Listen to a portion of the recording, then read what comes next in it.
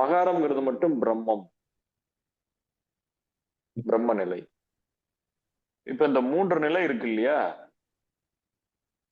இந்த 3 நிலையில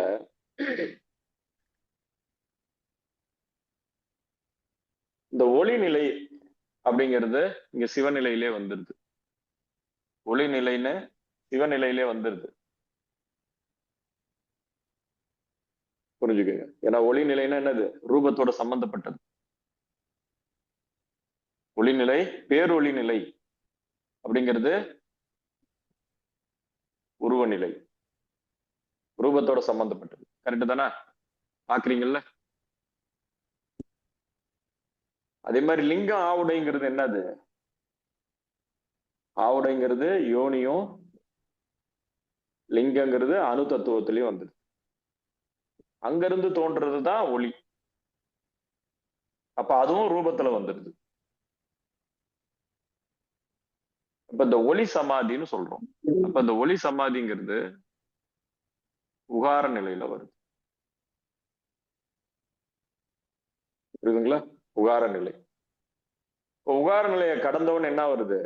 அடுத்தது அகார நிலை. இப்ப 6 சக்கரம், 6 சக்கரம்னா மனம் வரைக்கும் 6 சக்கரம். 6ல இருந்து 7, 7 என்னது? 6 முடியுது, 7 ஆரம்பிக்குது இல்லையா? அப்ப 7ஓட முடிவுல இருந்து, 7ஓட மத்தியமத்திலிருந்து, ஒளியோட மத்தியில இருந்து, மத்திக்குள்ள ஒருத்தன் இருக்கான். ஒளிடுறதுக்கு மத்தி ஒண்ணு இருக்கு. அந்த மத்தியமத்தை அருள் நிலை, அருவ நிலைன்னு சொல்லலாம். அதனால அதுவும் என்ன பண்ணுது? ஆவுடை, புரியுதுங்களா? அங்கிருந்து இந்த ஆவுடைக்கு நடுவுல இருக்கிறது தான் ஒளி நிலை. ஆவுடைக்கு நடுவுல ஒரு லிங்க நிலைன்னு இருக்குல்ல, லிங்க நிலை. அதே ஜோதி லிங்கம்னு சொல்லியிருப்பாங்க உங்களுக்கு. ஜோதி லிங்கம்னு கேள்விப்பட்டிருக்கீங்களா? கேள்விப்பட்டிருக்கீங்க. அப்போ ஆவுடைங்கிறது என்னது? ஆற்றல். ஆற்றலோட அழுத்தத்திலிருந்து வெளிப்பட்டது ஒளி. அப்போ ஆவுடையும் அங்க அருவுருவ நிலையில ஆரம்பிக்குது. அடுத்தது ஒளிங்கும் போது ஒளியோட மத்தியமத்திலிருந்து அருவுருவ நிலை ஆரம்பிக்குது. புரியுதா உங்களுக்கு இது?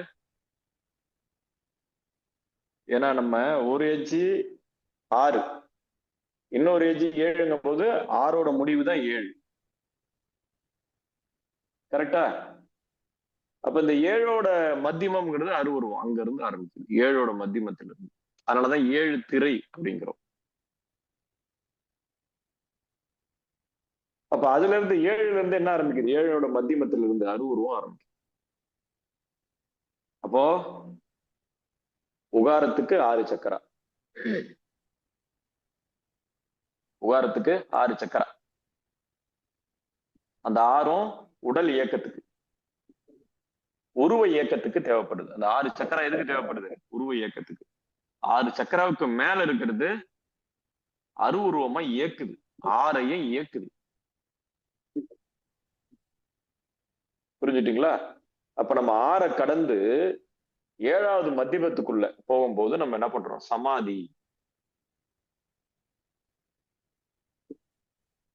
உருவ நிலையை கடந்தது, மனநிலையை கடந்தது, மனோநிலையை கடந்த நிலை, உருவ நிலையை கடந்த நிலை இறைநிலை. அப்ப அந்த இறைநிலை எங்க ஆரம்பிக்குது? 7ன்னு ஆரம்பிக்குது. 7ஆம் நம்பர். 7ஆம் நம்பர்னா ஆரம்பம். அதுல கூட மத்தியமம்னு எடுத்துக்கணும் நீங்க. புரியுதுங்களா? 7.5 சனிங்கிறான்னு வச்சுக்கோங்க. 7.5 கரெக்டா வந்துடும் பாருங்க. 7.5ன்னா என்னது? 8ம் இல்ல, 7ம் இல்ல, மத்தியமம். அப்ப 7 என்ன பண்ணிடுச்சு? 7லயும் ஒரு அறைய வச்சிருக்குது. புரியுதுங்களா? சரி. அப்ப இந்த 7வது ஒளிநிலை தான் 8வது லிங்க நிலையிலும் இருக்கு. 8வது நிலையில சூழ்ந்திருக்கிற ஆவுடை மட்டும்தான் 8வது நிலை. அந்த 8வது நிலைக்குள்ள இருக்கிறதே 7வது நிலை தான். இந்த 7 எங்கிருந்து வந்தது? இப்ப ஒண்ணும் இல்ல. சந்திரன் எங்க இருந்து வந்தது? சந்திரனுக்கு ஒளி எங்கிருந்து வந்தது? சூரியன்ல இருந்து. சூரியன் எங்கிருந்து வந்தது? சூரியன் எப்படி ஒளிருது? சந்திரன் சூரியனோட ஒளியை எடுத்துக்கிட்டு ஒளிருதுன்னு ஒண்ணு. சூரியன் சக்தி தன்னுடைய சுய சக்தியிலிருந்து ஒளிருது, சுயமா ஒளிருது. எப்ப சக்தி வந்துருச்சா?